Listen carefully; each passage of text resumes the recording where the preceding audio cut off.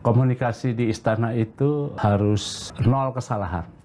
Baik presiden ataupun staf, semua jangan ada kesalahan. Ya. Karena kalau kesalahan itu bisa dipahami berbeda, dimengerti berbeda, bahkan disikapi berbeda oleh publik.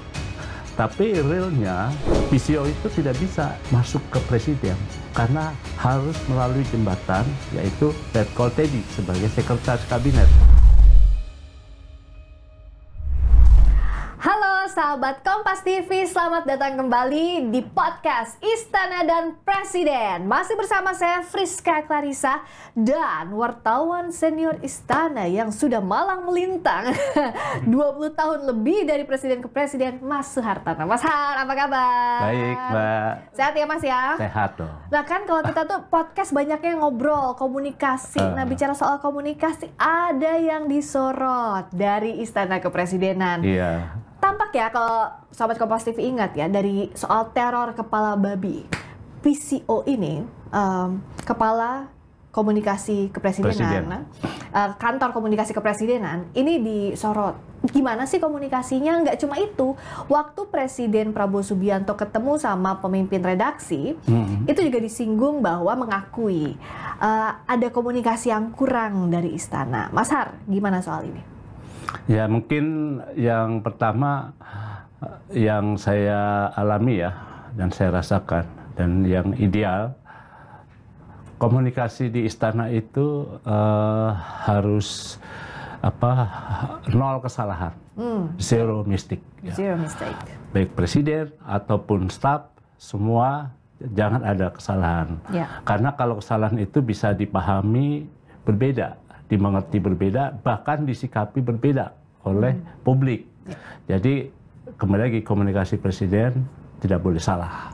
Nah, makanya kemudian Pak Prabowo sebagai presiden yang ke-8 meneruskan apa yang sudah ada di eranya Pak Jokowi melalui pembentukan kantor komunikasi presiden. Kita nyebutnya PCO. Presidential Communication Office. Ya, kita lebih mudah singkatnya PCO ya.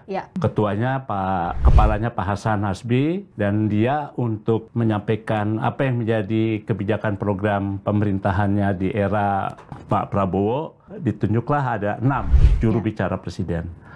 Nah, itu diatur semua di dalam Perpres. Nah, tapi realitanya dalam prakteknya yang kita tahu kan PCO ini yang harusnya juru bicara presiden itu mengetahui apa yang menjadi pikiran, kemauan maupun tindakan presiden itu kan diketahui oleh PCO dan terus disaring oleh PCO, disampaikan kepada publik, terutama kaitannya adalah kebijakan dan program. Tapi realnya PCO itu tidak bisa masuk ke presiden karena harus melalui jembatan, yaitu Letkol Teddy sebagai sekretaris kabinet. Bahkan bukan cuma PCO, menteri-menteri pun dan siapapun yang akan bertemu presiden tidak gampang.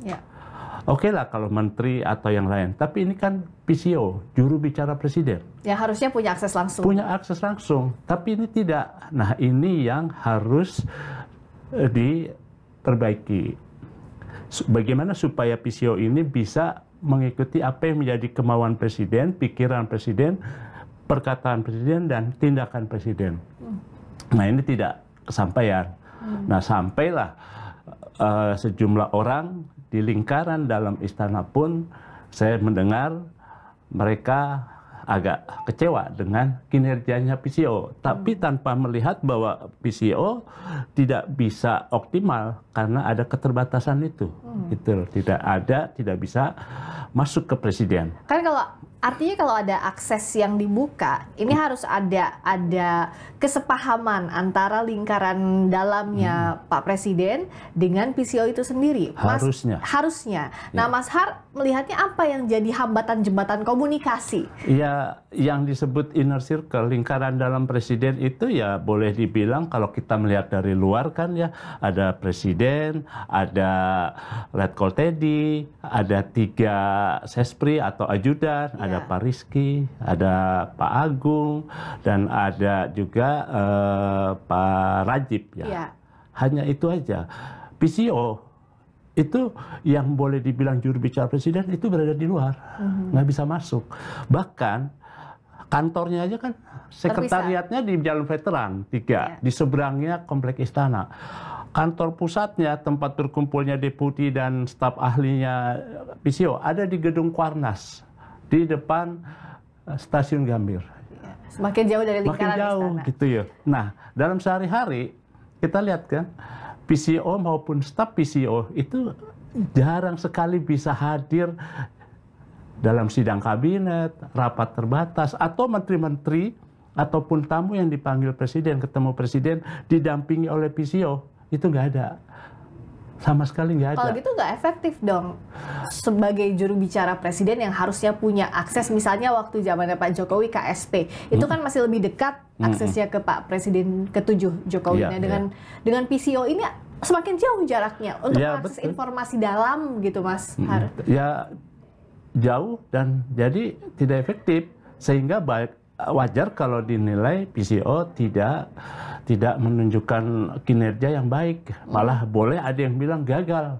Nah, gagal muncullah kan akhirnya kesalahan bicara, slip of the tongue yang dilakukan oleh Pak Hasan. Itu dianggap fatal, apalagi dianggap fatal oleh teror presiden. Pak Babi itu ya. Dan presiden mengakui itu loh. Di dalam pertemuannya wawancara khusus dengan 7 Pemret, disambung terus lalu dengan sarasehan ekonomi ya. Kan presiden mengakui bahwa komunikasi istana masih kurang. Dan ada kesalahan, sayalah yang bertanggung jawab. Saya akan memperbaiki. Malah dia memaklumi karena mungkin ini ada orang baru yang belum terbiasa dan belum mengikuti progres kebijakan pemerintah yang berjalan cepat sehingga terjadi ada kesalahan-kesalahan itu.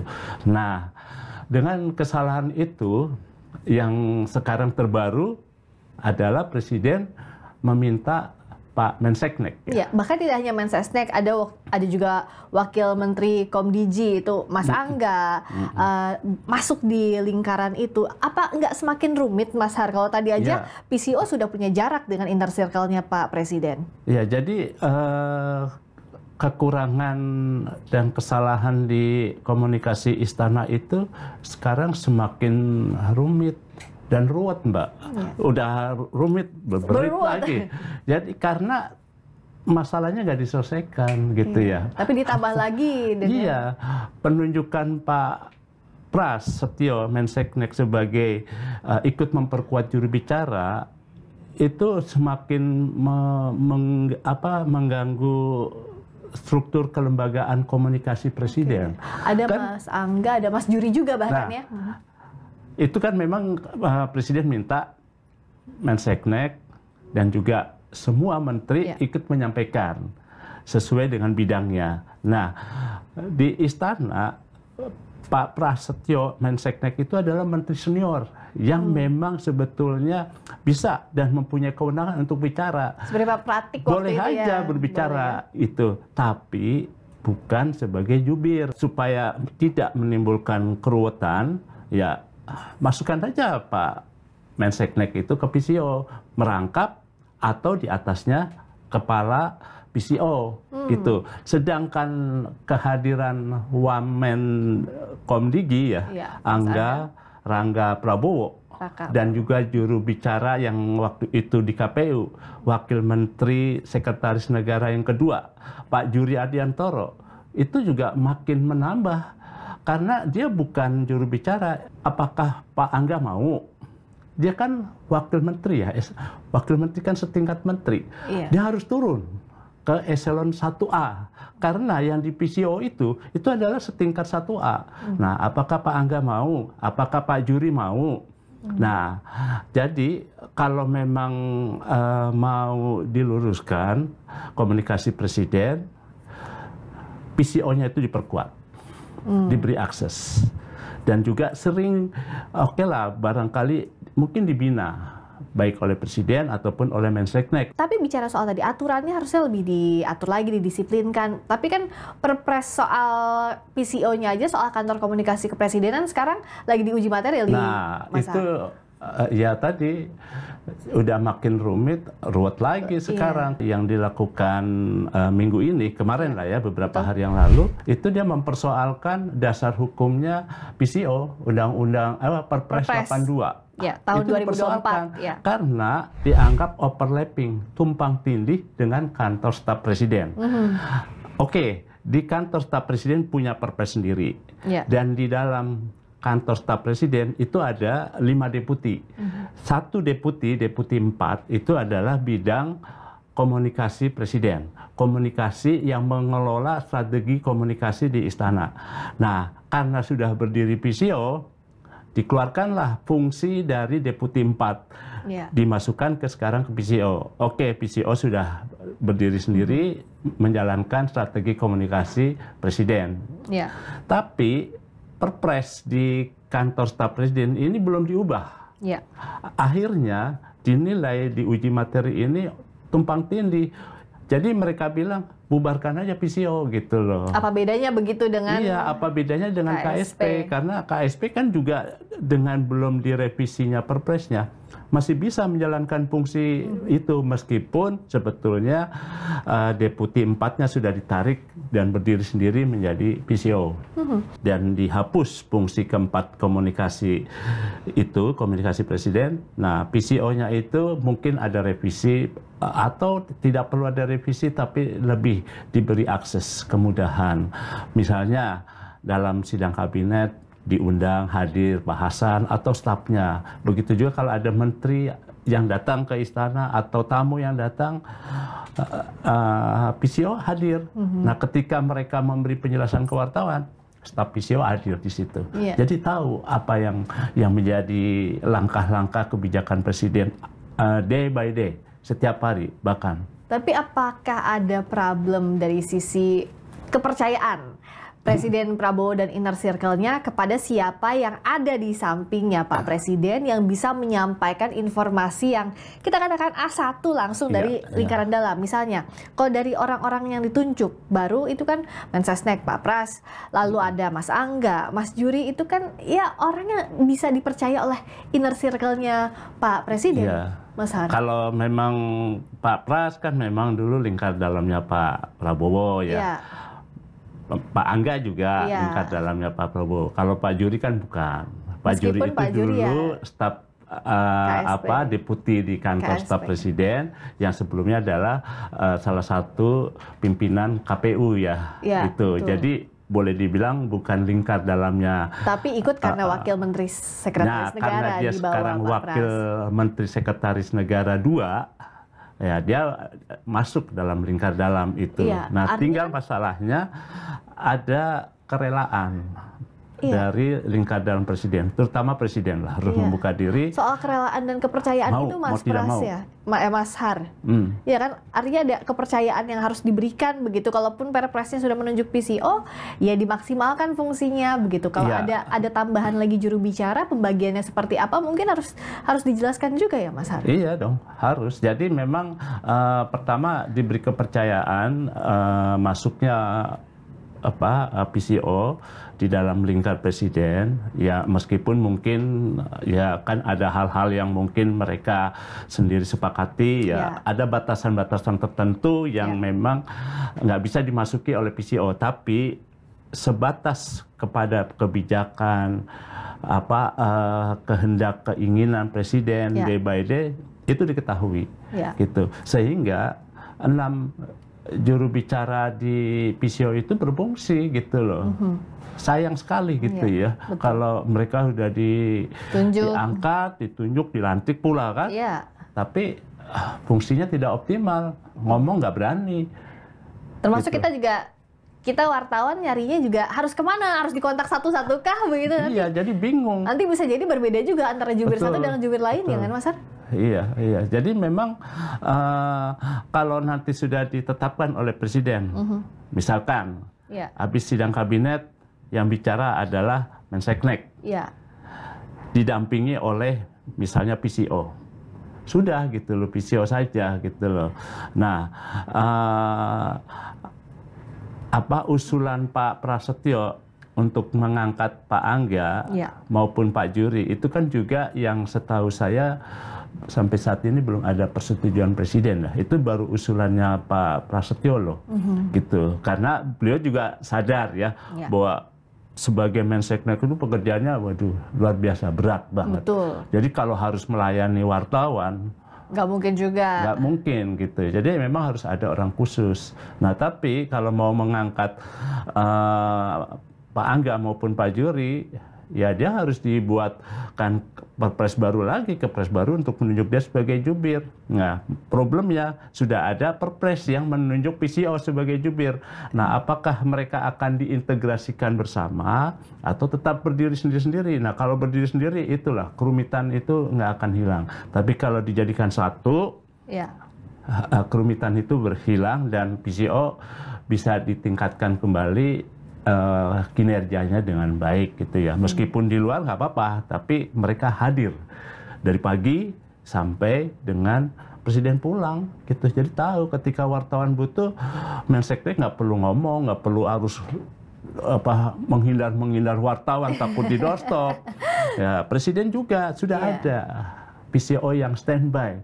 Katakanlah 24 jam mendampingi presiden. Jadi presiden nggak perlu bicara, presiden cukup bicara yang hal-hal penting saja. Kayak misalnya kemarin Paus meninggal ya, presiden cukup tapping aja bicara ke publik.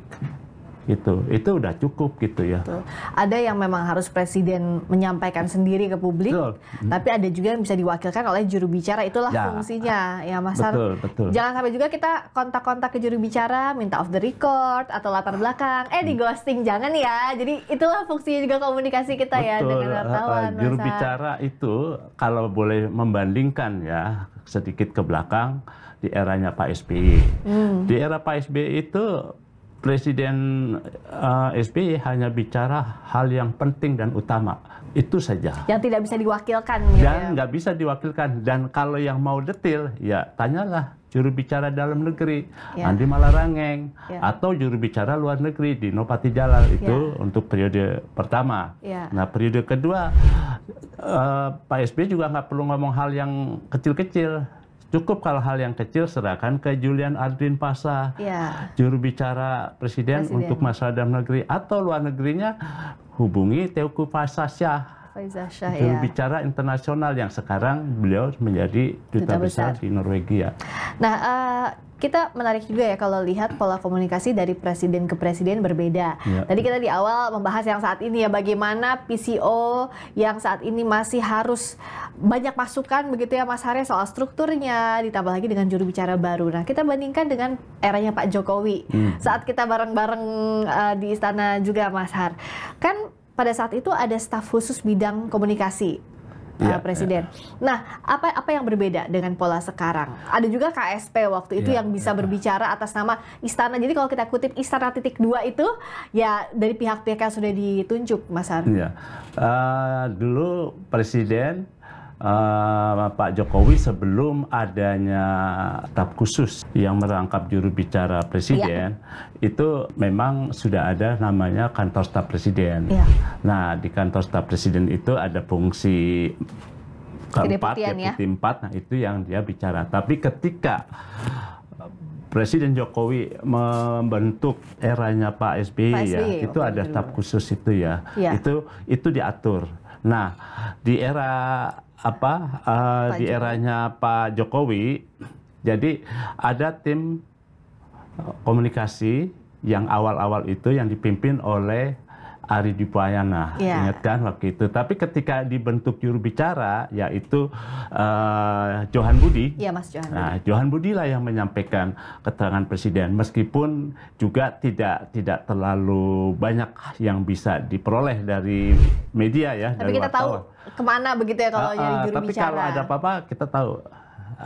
Kalau nggak Pak Menseknek, Pak Pratik, ya kita kejar juru bicara.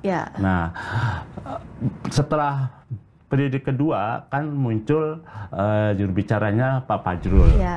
Pak Fajrul juga jadi juru bicara. Kita tahu arahnya, kalau ada apa-apa kita tanya ke Pak Fajrul. Meskipun tidak semuanya bisa kita tanyakan ke beliau. ketika Pak Fajrul menjadi duta besar di Kazakhstan, kan kosong. Nah, kosong waktu itu ada sisi lain yang dilakukan di Deputi 4 Kantor Staf Presiden. Tapi Presiden sehari-hari menggantikan menjadi juru bicara Presiden, menjadi juru bicara sendiri Presiden untuk berbicara. Tapi kita ingatkan, Presiden itu waktu itu berbicara dibantu oleh Deputi Protokol Persnya, yaitu Pak B. Mahmudin. Jadi Pak B. Mahmudin itu mencari tahu dulu dari kita, kira-kira topik apa yang menarik yang bakal wartawan tanya. Habis itu beliau akan menyampaikan ke Presiden, teman-teman wartawan akan berbicara ini Pak. Kalau boleh saya usulkan, jawabannya begini. Nah, Presiden punya jawaban sendiri yang diantara juga menyerap dari masukannya Pak B. Nah, itu berjalan. Nah, tapi ketika Pak B menjadi pejabat gubernur di Jawa Barat, Pak Jokowi sendirian, solo karir. Apa-apa ya langsung ke Pak Jokowi ya. Meskipun akhirnya ada, boleh dibilang ada yang blunder-blunder ya. Terlalu terus terang, terlalu apa adanya. Kan banyaknya KSP, kalau kita lihat Pak Muldoko, begitu kita kejarnya ke Kepala Staf Kepresidenan. Pada saat itu ke Pak Muldoko ya, saling begitu ya, saling membantu, saling mengisi. Betul. Jadi misalkan ada aksi ada aksi mahasiswa atau aksi demo gitu ya, atau petani atau nelayan di depan istana. Nah, yang menangani adalah Deputi 4 Kantor Staf Presiden, KSP. Nah, mereka diundang, bahkan Pak Muldoko ikut menerima mereka, kan, memberikan masukan, jawaban, penjelasan. Nah, kalau tidak, mungkin ada deputi-deputinya yang ikut berbicara itu. Kan waktu itu juga ada juru bicaranya sering tampil di Kantor Staf Presiden ya, Ibu Prita Laura ya. Ya, beliau juga ikut memberikan penyampaian. Kalau sudah ditunjuk, memang arahnya jelas gitu. Jadi buat wartawan tidak bingung. Di zamannya Pak Wapres ya, Pak Wapres Yusuf Kala kan juga gitu. Sudah ada juru bicaranya kan. Di zamannya Pak Budiono juga ada juru bicaranya waktu mendampingi Pak SBY itu. Juru bicaranya kan Pak Yopi Hidayat. Sedangkan Pak JK ada Hussein Abdullah. Lalu di Pak Maruf juga ada juru bicaranya, yaitu Pak Mas Duki Badrowi. Jadi wartawan itu arahnya jelas kalau sudah ditentukan ini. Gitu. Yang penting dikasih tahu kemana, strukturnya seperti apa. Inilah yang mungkin masih ditunggu juga dari zamannya Pak Prabowo ini ya, Mas Har ya. Fungsi kedeputian 4 yang sudah ada di PCO, nah tapi ada juru bicara lainnya. Nah, siapa yang bisa kita reach pertama kali kalau ada isu tertentu atau kita meminta latar belakang kemana gitu ya Mas? Kita nunggu sih, ya harapan kita mungkin dalam minggu-minggu ini sudah ada pengaturan yang tegas, pembagian tugas yang fix gitu ya, sehingga komunikasi di istana bisa lebih baik gitu ya. Nah, yang menarik juga kalau tadi udah zamannya Pak Jokowi, sebelumnya Pak SBY di awal kan sudah disinggung ya. Di Pak SBY, Pak Presiden ke-6 SBY tidak pernah berbicara langsung kecuali isu yang urgent tadi. Nah, tapi dalam kesehariannya Mas Har bisa cerita juga bagaimana, apakah mudah juga untuk menjangkau para juru bicaranya? Iya, jadi Pak SBY itu setiap hari pukul 8 itu semua staf khusus yang 9 orang itu dikumpulkan bersama Presiden. Nah, itu dibahas adalah topik-topik aktual mana yang kira-kira akan direspon oleh publik. Yang menjadi pertanyaan masyarakat, dan itu akan dijelaskan. Nah, mana yang porsi Presiden, Pak SBY, mana yang porsi para juru bicara. Nah, apakah hari itu Presiden perlu menjelaskan atau tidak? Nah, itu diatur semua. Nah, jadi kalau ada hal-hal yang sifatnya urgent, utama, penting, Presiden yang mengambil alih. Biasanya menggelar keterangan pers gitu ya. Terus kalau yang hal-hal yang kecil, detailnya, teknisnya, nah kita selalu mengejar juru bicara. Itu berlangsung sampai era keduanya Pak SBY dengan Pak Budiono. Boleh dibilang barangkali itu lebih tertata, lebih baik ya. Selama saya berada di istana itu. Selama pembagian kerjanya. Jadi kita mau tanya masalah internasional ya ke juru bicara internasional, mau minta jawaban persoalan-persoalan dalam negeri, ya bisa ke Andi atau Julian Adin gitu, Mbak. Tapi ada plus minus pasti kan setiap masa dari masa ke masa. Misalnya kalau masanya Pak Jokowi kita ingat di akhir-akhir masa pemerintahannya, kok tiba-tiba ada mic wartawan padahal kayaknya nggak ada, Mas Har. Nah itu juga yang seperti doorstop. Itu yang banyak juga dapat masukan dari kita kan. Ya, itu ada beberapa pengalaman tuh memang. Itu ada pengalaman yang unik dan menarik yang saya nggak lupain tuh. Mungkin Mbak Priska ikut juga di bagian di situ. Misalnya kan frekuensi program kebijakan itu kan tinggi sekali. Sehingga presiden ataupun juru bicara tuh terbuka untuk menggelar konferensi perdadakan.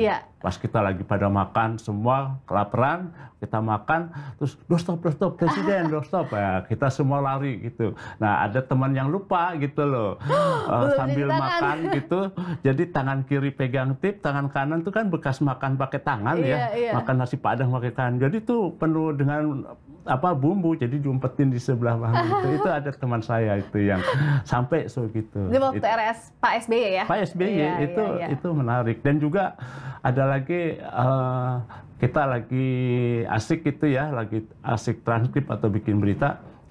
Presiden doorstop, presiden doorstop. Bayangan kita yang namanya doorstop pasti kita bebas bertanya. Kita bisa bertanya apa aja dan siapapun boleh bertanya kan gitu karena nggak diatur. Tapi ketika kita bertanya, saya tuh bertanya, Bapak Presiden, langsung ditahan tuh oleh Andi Malarangeng. Nanti dulu Har, ini ada yang sudah diatur gitu loh. Jadi terus mau tanya lagi, tunggu dulu ada ini.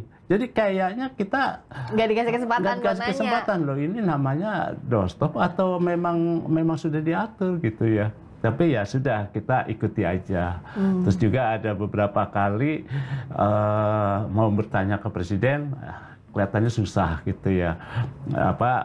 Kayaknya nggak tahu entah dihalang-halangi atau apa memang nggak dapat kesempatan. Meskipun teman-teman ada yang bilang, sebetulnya bisa bertanya tuh Mas Har, tapi kayaknya nggak boleh gitu ya. Ya itu saya mengalami juga gitu ya. Jadi ada hal-hal yang baik secara keseluruhan, tapi ya mungkin warna-warni dinamika dari pekerjaan wartawan seperti itu ya.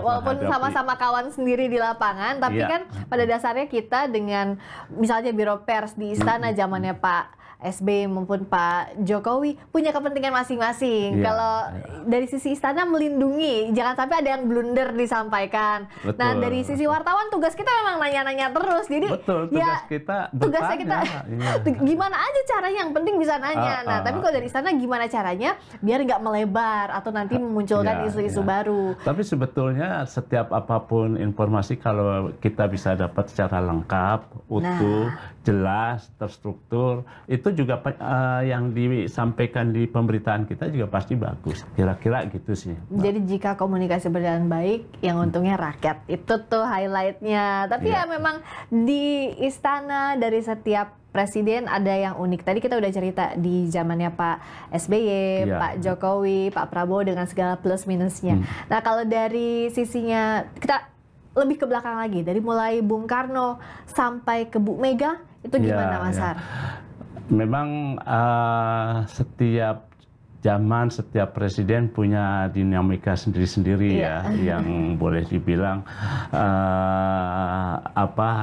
tim komunikasinya itu seperti bagaimana. Di zaman Bung Karno, waktu masih baru merdeka, masih negara muda, memang belum dikenal juru bicara. Dan Bung Karno ya kalau mau bicara ya kepada rakyat melalui pidato gitu ya. Tapi memang pernah di kabinetnya Pak Syahrir itu ada semacam juru bicara di eranya Pak kabinet Syahrir itu di sekitar tahun 45 antara tahun 46 setelah terbentuknya kabinet pertama itu ada juru bicara di eranya kabinetnya Pak Syahrir namanya Pak Soekardjo Wiryo Pranoto. Dia kebetulan juga pemilik media waktu itu Mimbar Indonesia. Dia lah yang menjadi juru bicara waktu itu kabinet. Tapi kan kemudian kabinet di eranya Bung Karno itu kan jatuh bangun ya, masuk ke era parlementer, masuk ke sistem demokrasi, jatuh bangun. Nah, kemudian yang sering menjadi juru bicara Presiden menyampaikan hal-hal kebaikan kebijakan itu kan seperti Pak Ruslan Abdul Ghani, itu ya, dia menjelaskan misalnya waktu kunjungan Presiden Soekarno hampir 1 bulan lebih, ya, mulai di Amerika, ke Swiss dan negara-negara Eropa, itu kan juga menjadi pertanyaan tuh, publik mempersoalkan. Nah, Pak Ruslan menjelaskan di DPR itu latar belakang dan apa yang dicapai. Jadi seperti itu. Di era Pak Harto ini juga belum mengenal juru bicara Presiden. Nah, tapi yang paling sering bicara itu ya, ya ini yang saya dapat cerita dan juga membaca buku-buku presiden-presiden itu kan memang ada menteri-menteri yang memang dipercaya oleh Pak Harto untuk bicara. Misalnya kalau habis sidang kabinet, itu kan ada Pak Harmoko. Pak Harmoko bicara tentang ya harga beras, cabai keriting, dan kita dulu waktu masih kuliah kan juga ini lucu tapi menarik. Disitulah salah satu kelebihan dari komunikasi presiden. Dan itu top of mind-nya kita semua. Menteri era Pak Harto siapa? Ya Pak Harmoko ya salah satunya. Salah satu. Nah, karena muncul terus Pak Harmoko. Pak Harto juga mengizinkan Mensekneknya pada waktu itu untuk menjadi menyampaikan pesan-pesan kebijakan pemerintah adalah Pak Murdiono. Nah, kita ingat kan Pak Murdiono itu kan kalau ngomong lambat gitu ya, gitu. Kita jadi aduh nggak sabar. Tapi emang di situ kehati-hatiannya di era Pak Harto itu, Pak Murdiono. Dan sistem doorstopnya nggak kayak sekarang ya Mas, pertanyaan dicecar kayak gitu. Senior saya itu yang Mas Osdar, yang wartawan lebih lama dari saya di istana, itu bercerita justru gaya penyampaian Pak Murdiono ini justru menguntungkan buat wartawan-wartawan asing yang mencoba menangkap keterangan pers itu dalam bahasa Indonesia. Karena jadi tertangkap tuh, omongannya kan terpatah-patah ya. Betul. Ada waktu untuk menerjemahkan dulu. Nah, itu. Tapi zaman Pak Harto ada menteri yang juga sering bicara. Nah, itu yang kita takut, Mbak. Kalau dia muncul di televisi, wah ini takut. Yaitu Menteri Energi dan Tambang, Pak Profesor Subroto. Oh iya, kalau Pak Subroto. Karena kalau Pak Subroto muncul mengumumkan kenaikan harga BBM. Iya, pasti itu ada sesuatu yang terkait dengan harga-harga. Akhirnya kita semua tuh, saya ingat setelah pengumuman Pak Subroto langsung bawa motor ke pom bensin ngisi BBM sebanyak-banyak ya kan, harga. Karena udah tahu harganya. Pada saat itu memang tidak seleluasa ini ya kita mengakses informasi langsung ke istana dari zaman setelah reformasi lah ya Mas ya. Iya, betul. Pak Habibie kan Pak Habibie dulu ya. Pak Habibie itu juga ya kebetulan pemerintahnya kan hanya berjalan 1 tahun beberapa bulan ya. Jadi tidak lama karena persoalan transisi dari Pak Harto, persoalan ekonomi yang membelit, persoalan politik, soal Timur itu juga membuat tidak ada waktu lagi. Tapi kalau ada informasi yang perlu disampaikan, biasanya itu melalui Ibu Dewi Fortuna Anwar. Beliau itu sebetulnya asisten Menteri Sekretaris Negara waktu itu. Tapi dipercaya karena beliau kan memang seorang peneliti ya. Jadi dari beberapa buku yang saya baca, itu Ibu Dewi yang menyampaikan kepada para wartawan. Nah, kalau di eranya Pak Gus Dur, banyak juru bicaranya. Ada 3 itu, ada Pak Wimarwi Tular, lalu ada Adi Masardi, lalu ada Yahya Stakuf. Nah, jadi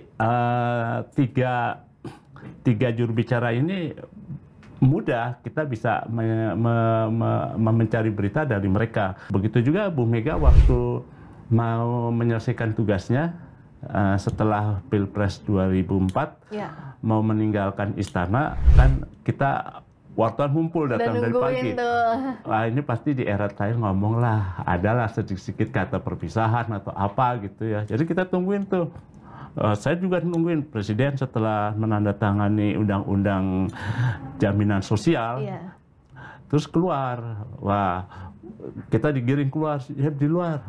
ternyata keluar Bu Mega menyalami satu persatu itu para menteri dan staf yang ada di situ. Terus kita manggil Bu Mega, Bu Presiden. Dia cuma salam gitu, dadah, senyum, masuk mobil gitu. Cuma memang ada hikmahnya juga. Beliau tidak bicara, tapi diserahkan ke menteri. Selain Pak Bambang, juga ada menteri-menteri yang lain. Jadi beliau memang kalau dia bicara barangkali persoalannya juga makin bertambah rumit karena teknis ya. Jadi emang menteri-menteri yang kompeten gitu ya. Jadi langsung hal yang teknis ya kementeriannya aja. Jadi dia mempercayakan kepada para menteri untuk menyampaikan sesuai bidangnya. Nah, ini juga pola-pola komunikasi di istana yang mewarnai perjalanan komunikasi presiden. Nah, setelah Bu Mega itu kan Pak SBY ya. Nah, Pak SBY seperti kita udah tahu punya struktur yang lebih baik dan lebih tertata.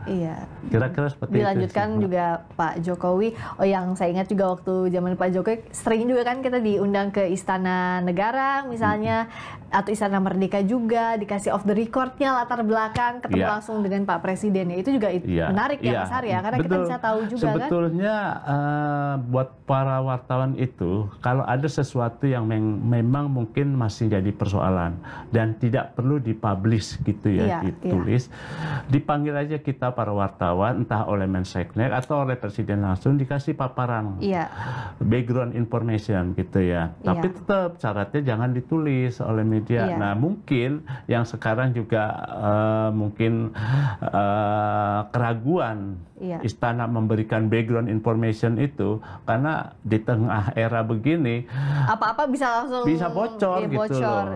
Bisa ditulis apapun gitu loh. Jadi ya udah deh, makin nggak berani memberikan background information. Waktu itu kan kita jaganya ya komitmen aja ya, kalau udah di komitmen kita dengan presiden ini adalah off the record latar belakang biar tahu bahwa isu apa sih yang masih sekarang itu pikirkan solusinya ya kita diskusi bersama di situ ya. Di era Pak Harto itu pernah loh Mbak, itu ada beberapa media ya, termasuk salah satu media sore itu kan dibredel karena dia menyampaikan apa yang mau disampaikan oleh Pak Harto. Tapi terlebih dahulu. Ya, 16 Agustus tapi udah dibocorkan di berita sore. Presiden marah kemudian dibredel itu. Ini yang zaman Pak Jokowi ini masih ada fotonya nih Mas. Waktu itu kan kita beberapa kali 2019, kita langsung 2023, mendengar ya. Apa saja yang terkait dengan kebijakan-kebijakan ada beberapa kebijakan waktu itu termasuk juga kita soal undang-undang yang jadi kontroversi misalnya di 2019 2023 menarik juga sih karena ya memang kita kan butuh apa sih sudut pandangnya sebenarnya gitu kan dari sisi media tapi ya waktu itu komitmen nggak boleh ditulis sama sekali ya dan betul waktu itu kita sama-sama jaga ya, nggak ada yang kita beritakan. Tapi untuk memperkaya kita, jadi kalau ada perkembangan sini, arahnya begini. Arahnya ke sini kebijakannya jadi backgroundnya itu kita udah mengetahui. Makanya kita pulang dari sana aman. Kan yang bocor ya Mas Arya. Nah itu tadi menarik ya kalau ngomongin soal pola komunikasi masing-masing presiden, tapi yang jelaskan komunikasi ini adalah jantung utamanya pemerintah juga. Betul. Para pejabat yang tugas di bidang komunikasi adalah garda terdepannya istana, bisa dikatakan begitu ya Mas Harya. Jadi ya mereka lah yang ujung tombaknya itu. Ujung tombaknya berhadapan langsung dengan kami wartawan dan menyampaikan informasi ke publik. Jadi diharapkan yang pertama adalah kecakapannya, lalu dari sisi strukturnya juga bisa tertata dengan baik agar bisa lebih baik juga informasinya sampai ke publik. Iya, karena apa yang disampaikan oleh para juru bicara itu dengan baik, itu akan meneduhkan buat pembaca atau pemirsa yang mendengar. Ya. Jadi sebetulnya itu harapan rakyat menunggu pemberitaan yang baik, lengkap, dan juga tertata gitu. Bukan yang berubah-ubah gitu ya. Betul. Yang jelas apa gitu agar masyarakat tahu informasi pastinya dari tangan A1 alias sumber yang terpercaya dari istana. Terima kasih ya Mas Har ya. Kita akan ngobrol-ngobrol lagi soal hal seru di balik layar istana dan cerita-cerita terkait istana dan presiden. Kita ketemu lagi pekan depan. Saya Friska Clarissa. Jangan lupa like, subscribe, komen, apapun ramaikan YouTube-nya Kompas TV. Kita jumpa lagi ya minggu depan. Bye-bye.